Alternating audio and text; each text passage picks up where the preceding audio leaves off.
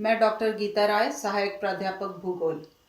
आज का टॉपिक है भारत में बहुस्तरीय नियोजन, केंद्र राज्य संबंध, multi level planning in India, centre state relationship. विभिन्न प्रदेशों का एक साथ नियोजन जो एक तंत्र एवं उपतंत्र बनाते हैं। इसके विभिन्न स्तर उच्च स्तरीय नियोजन के लिए आधार प्रदान करते हैं। नियोजन के स्तर इस प्रकार हैं: पहला केंद्र, दूसरा राज्य, तीसरा जिले, चौथा ब्लॉक और पांचवा ग्राम या गांव। केंद्र और राज्य बृहद स्तरीय नियोजन के भाग हैं। जिले, ब्लॉक और ग्राम लघु स्तरीय नियोजन के भाग हैं। राष्ट्रहित सर्वोपरि होता है, इसलिए नियोजन केंद्र के अधीन होता है। 1993 तक संविधान जिला को नियोजन का आधार नहीं मानता था, अतः संविधान में संशोधन किया गया। इस बहुस्तरीय नियोजन का गठन किस प्रकार का है, इसको हम समझ लेते हैं। प्रधानमंत्री कमीशन के अध्यक्ष होते हैं। केंद्रीय मंत्रिमंडल के कुछ विशेषज्ञ पूर्णकालिक सदस्य होते हैं। अधिकारी कर्मचारी होते हैं। योजना आयोग समन्वयक की भूमिका निभाता है। संवैधानिक प्रधान राष्ट्रपति होते हैं, लेकिन वास्तविक कार्य प्रधानमंत्री के अधीन होता है। केंद्रीय योजनाओं के क्रियान्वयन में राज्य में सहभागिता विकसित की जाती है। राज्य नियोजन हेतु न्याय संगत इकाई माना गया है। गुजरात, महाराष्ट्र, तमिलनाडु, आंध्र प्रदेश, बंगाल ने बड़ी योजनाएं तैयार की हैं। इन बड़े राज्यों के पास मशीनरी है, इसलिए ये बड़ी योजनाएं जैसे नदी घाटी परियोजना, पुल, बड़े उद्योगों का विकास, इन सब योजनाओं को तैयार कर पाते हैं। वार्षिक योजनाएं केंद्र ही तैयार करता है, कुछ राज्य ही तैयार कर पाते हैं। दोनों स्तर पर यह तैयारी की जाती है। सामान्यतया पिछड़े राज्य इन योजनाओं को तैयार नहीं कर पाते हैं। जिला स्तर में क्रियान्वयन हेतु विभिन्न विभाग हैं, जिनके ऑफिस जिले में होते हैं। कृषि, लघु मध्यम सिंचाई योजनाएं, पशु चिकित्सा, डेयरी, वन उद्योग, शिक्षा, स्वास्थ्य, समाज कल्याण, पंचायती राज, इनके ऑफिसेस जिले में होते हैं। विकास खंड और ग्राम स्तर की योजनाओं की तैयारी में यहाँ के अधिकारी शामिल नहीं होते, अर्थात योजनाओं के तैयारी में, योजनाओं के नियोजन में यहाँ के अधिकारी शामिल नहीं होते। केवल योजनाओं के क्रियान्वयन में, लागू करने में भूमिका इनकी होती है। कृषि, पशुपालन, सहकारिता, पंचायत एवं उद्योग के लिए अलग अलग प्रसार अधिकारी नियुक्त किए जाते हैं।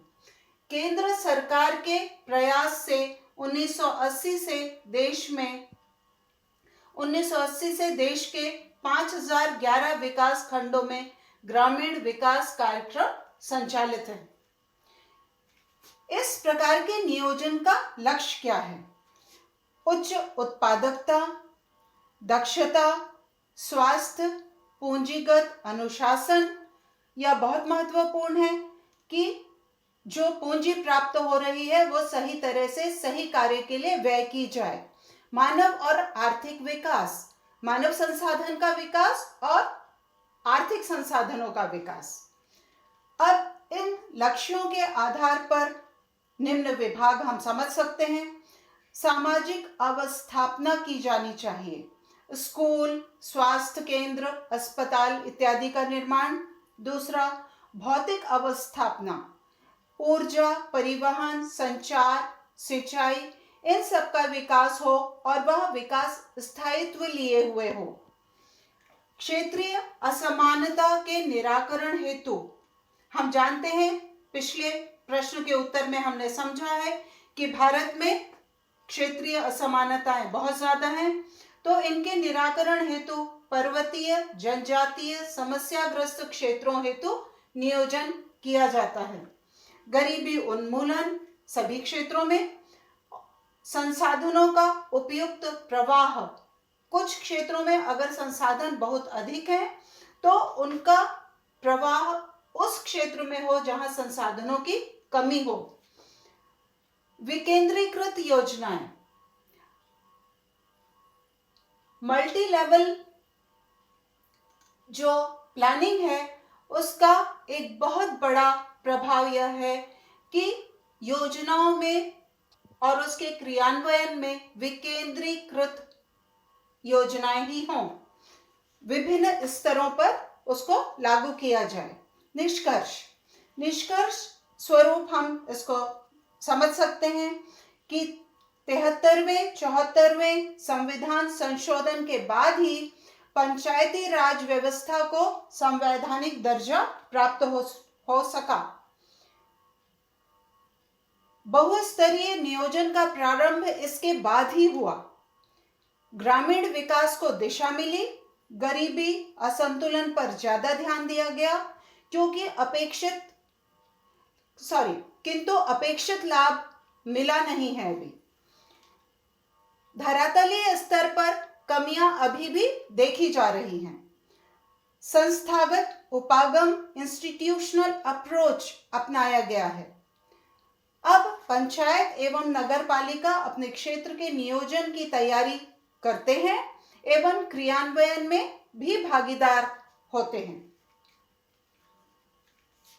बहुस्तरीय नियोजन प्रक्रिया में लोगों की आवश्यकता का ध्यान रखा जाता है, जनसंख्या की विशेषताओं का ध्यान रखा जाता है, क्षेत्रीय भौतिक दशाओं एवं संसाधनों की उपलब्धता आदि आधारों पर विकास योजनाओं को विभिन्न पदानुक्रम में क्रियान्वयन किया जाता है।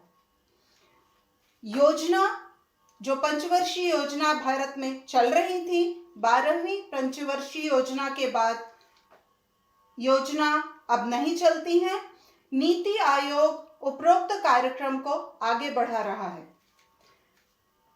जो स्तर है उसको हम इस चित्र द्वारा समझ सकते हैं कि कैसे केंद्र और राज्य बड़ी परियोजनाओं को बनाते हैं और फिर वह विस्तृत क्षेत्रों में लागू किया जाता है। इस प्रकार हम देखते हैं कि न सिर्फ केंद्र वरन राज्य भी अब नियोजन में भागीदार हैं और ग्राम स्तर तक विकास को, लाभ को पहुंचाने की आवश्यकता पर बल दिया जा रहा है। धन्यवाद।